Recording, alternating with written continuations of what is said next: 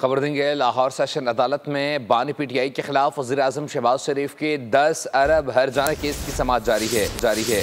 मज़ीद तफ़सीलात जान लेते हैं नुमाइंदा बोल न्यूज़ अब्दुर्रहमान से। अब्दुर्रहमान, समाअत से मुतालिक आगाह कीजिएगा। यलमाज गनी ने बानी पीटीआई के खिलाफ शहबाज शरीफ के 10 अरब हर्जाना केस की समाअत जो है 10 मई तक के लिए मुलतवी कर दी है। अदालती जो हदायत पर वज़ीर-ए-आज़म पर बानी पीटीआई के वकील ने 1.5 घंटा जो है जीरा की, जबकि वज़ीर-ए-आज़म शहबाज शरीफ वीडियो लिंक के जरिए अदालत के रूबरू पेश हुए। अदालत में वज़ीर-ए-आज़म ने मुतअद्दिद सवालों के जवाब देते हुए कहा कि दोस्त के जरिए 10 अरब की ऑफर की बानी पीटीआई की बात का इशारा मेरी तरफ है। टीवी पर बैठकर मेरे खिलाफ बेबुनियाद इल्जाम तराशी की गई, जिसका असर करोड़ों पंपलेट से भी ज्यादा है।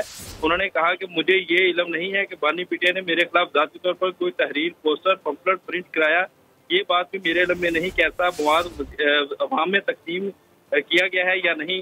उन्होंने कहा कि ये गलत है कि प्रोग्राम ऑफ द रिकॉर्ड में बानी पीटीआई का इंटरव्यू तमीरी और तनकीदी था। उन्होंने बताया कि ये बात गलत है कि प्रोग्राम में हंस के अमेज बात नहीं की गई।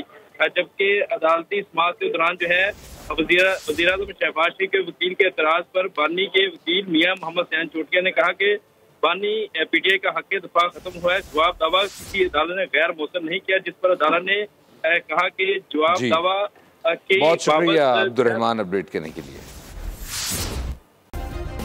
सब्सक्राइब करें और बेल दबाएं ताकि कोई खबर रह न जाए।